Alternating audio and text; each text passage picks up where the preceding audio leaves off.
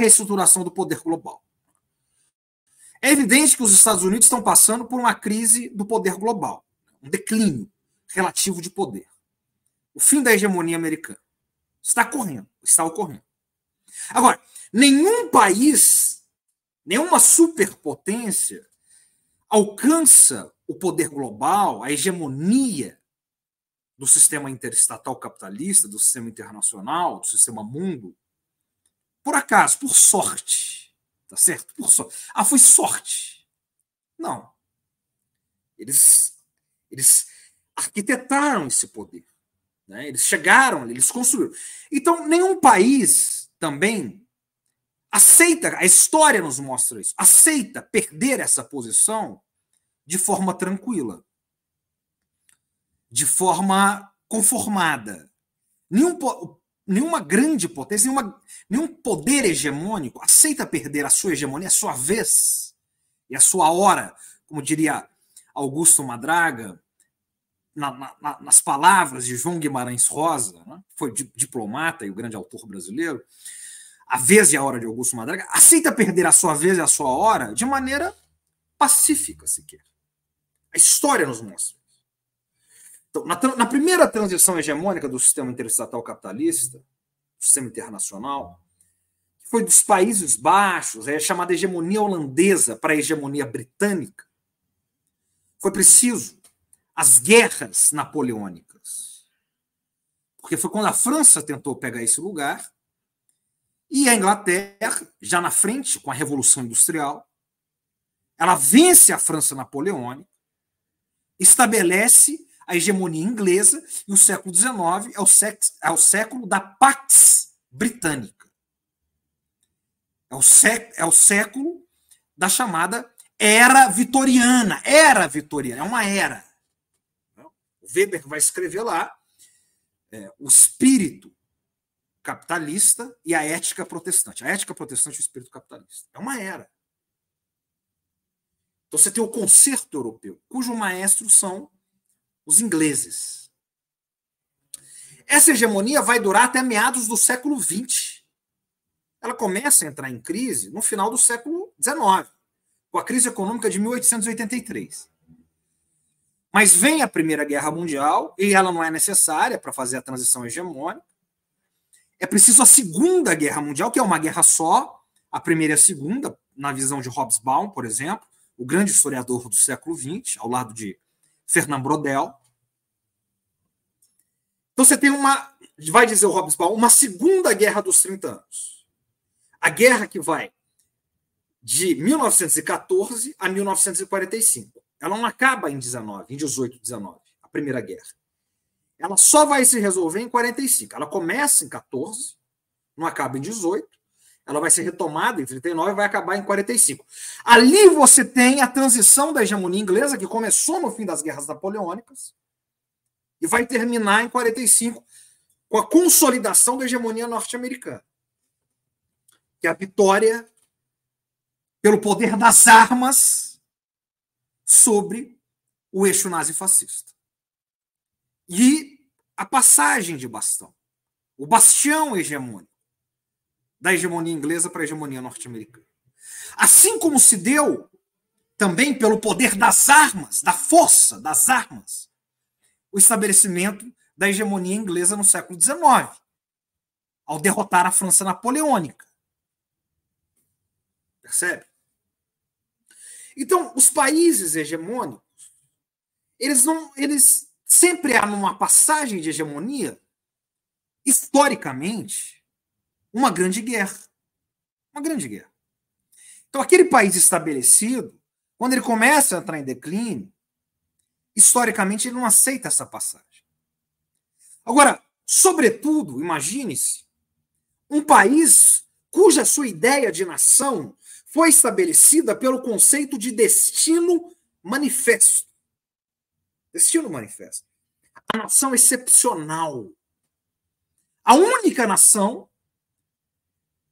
que foi escolhida excepcionalmente por uma força maior, por uma força divina, por Deus.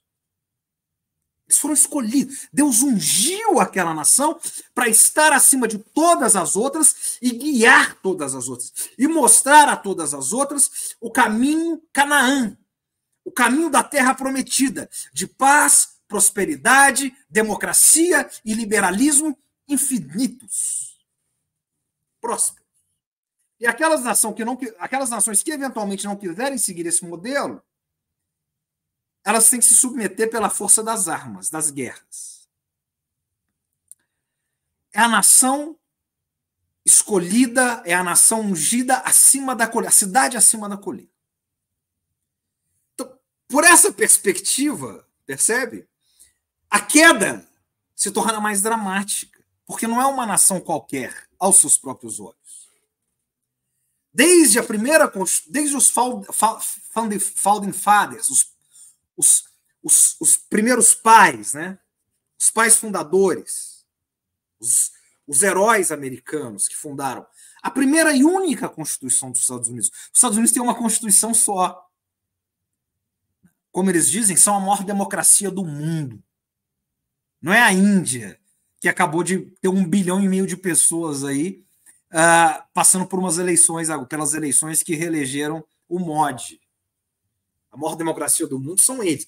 250 anos os Estados Unidos de uma democracia com uma só Constituição e com pilares democráticos estabelecidos. Então, eles estão vendo a ameaça chinesa, eles estão vendo a ameaça russa, e eles estão reagindo. Eles estão vendo o declínio hoje é palpável, é tangível. Então, como se dá a reestruturação do poder global? Ela se dá com 2 passos, internamente e externamente. Internamente, trata-se, isso é parte do tema que nós vamos discutir hoje, de anular a volta de Trump. Trump é uma ameaça.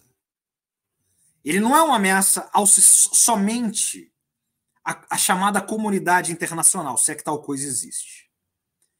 Mas ele é uma ameaça ao poder americano. Então, qual que é a ideia? Quando o Trump ascende, o trumpismo e a chamada alt-right, que nós vamos discutir aqui hoje, a nova direita americana, cujo grande ideólogo, o grande arquiteto dos pensamentos é Steve Bannon, que foi condenado hoje. A partir do dia 1º de julho, Bannon estará preso. Vai ficar preso durante 4 meses. Com detalhe que ele vai sair para poder votar. Votar em Trump, obviamente, seu pupilo.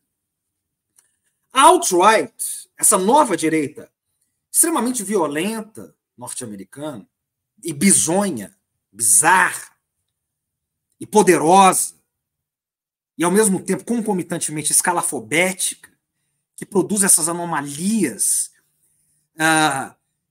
caricatas na América Latina, que elegeram Milei, que elegeram Bolsonaro, que estão no Peru, que estão na Argentina, que estão todo lugar deram um golpe na Bolívia, depois perderam com a Janine Áñez, que estão em todo lugar, que estão na Hungria, que estão na Europa, próximos da Giorgia Meloni na Itália, e por aí vai.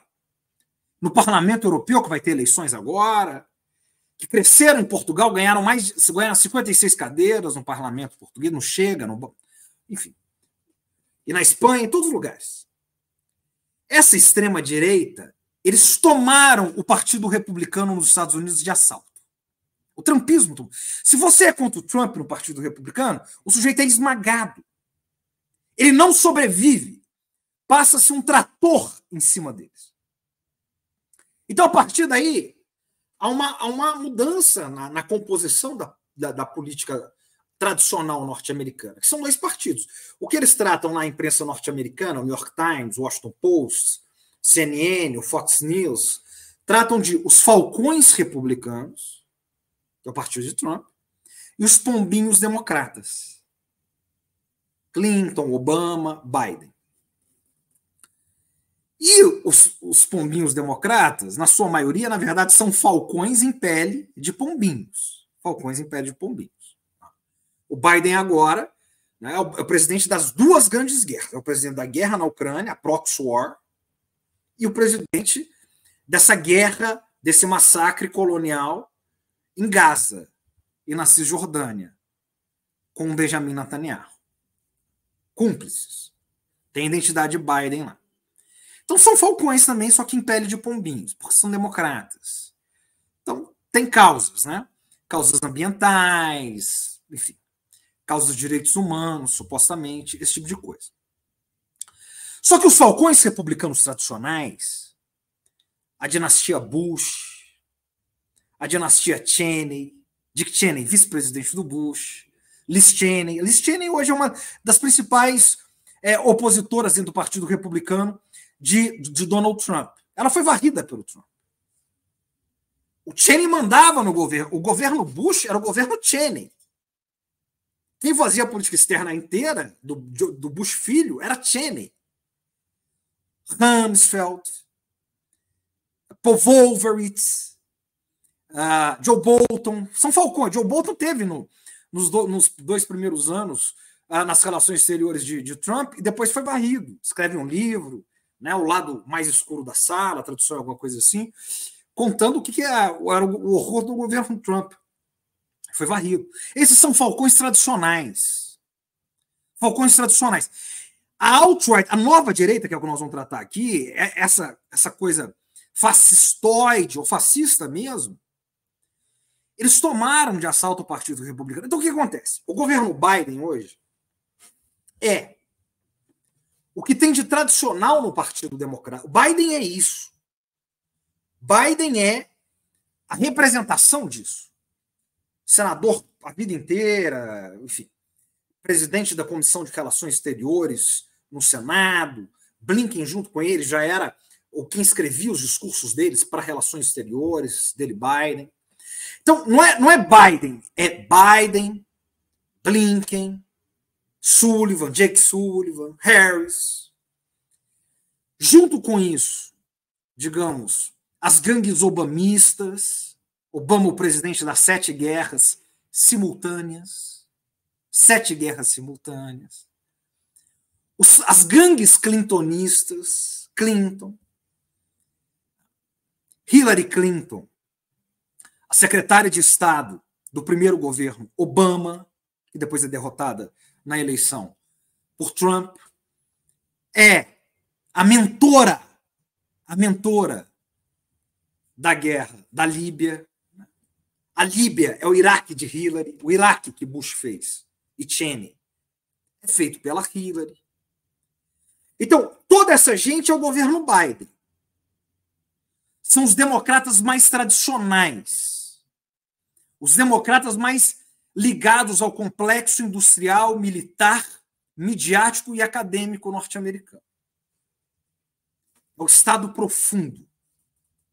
É o Deep State. E junto com eles, os republicanos tradicionais, que não saíram do Partido Republicano, mas que são oposição a Trump. Eles têm a preocupação que Trump possa ser algo sem volta no Partido Republicano, que também estão aliados ao governo Biden. Ou seja, a escória do Partido Republicano junto com essa gente, com essas gangues, essas máfias do Partido Democrata. O pessoal da doutrina Bush, tá certo? O pessoal da doutrina Bush, da guerra ao terror, o New Century, né? O novo século americano. Escreveu o documento do novo... O século XX foi nosso, e se nós quisermos que o século XXI seja nosso, nós temos que fazer dele o nosso século.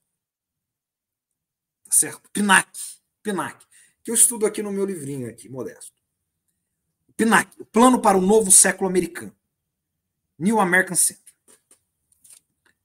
É uma gente muito perigosa. O Trump conseguiu unir essa gente. Então, o que se trata da reestruturação do poder americano? Internamente, cercar o Trump, que teve 34 agora acusações caindo sobre a cabeça dele semana passada. Porque Trump não pode ganhar. Porque Trump é é o fim do poder americano, é o colapso do poder americano. O sujeito é errático, imprevisível. Nada pior para o poder do que a imprevisibilidade. Veja como Trump tratava os aliados, não os inimigos, os aliados. Trump queria esvaziar a OTAN. Veja como a Merkel lidava com o Trump. A Merkel desprezava o Trump. Não é possível ter um sujeito desse na frente, digamos, como diria Samuel Pinheiro Guimarães, o grande diplomata, né? Não é possível ter um sujeito desse à frente do império. Não é possível ter um imprevisível, um errático à frente da liderança global. Então, o que essa gente quer? Eles precisam primeiro derrotar Trump. E aí Trump terá sido, na história de longo durée, como diria Brodel, de longa duração do poder americano, da história norte-americana, da maior democracia do mundo, ele terá passado como uma anomalia, um vírus. O que será Trump? Ele não terá sido nada. Terá sido um erro de cálculo entre 8 governos democrata Obama e 8 anos governo democrata Biden. E acabou. E passou. Trump passou. O próprio sistema democrático, que sofreu ali um teste, talvez o teste, ou certamente o teste mais grave da sua democracia, expresso no 6 de janeiro de 22, e tudo que foi o trumpismo, mas as instituições sólidas democráticas dos Estados Unidos expeliram ele. E ele ficou entre 16 anos democratas, 8 Biden e 8 Obama. E acabou. Porque se Trump vence, hoje a Suprema Corte Americana tem 5 juízes republicanos ultraconservadores. Os últimos indicados por Trump. Trump poderá indicar os próximos juízes, irá indicar os próximos juízes da Suprema Corte. Nós teremos, pela primeira vez em 250 anos de história norte-americana, 8 juízes ultraconservadores republicanos. Isso é grave. Imagina essa questão de aborto, liberação de drogas, por aí vai.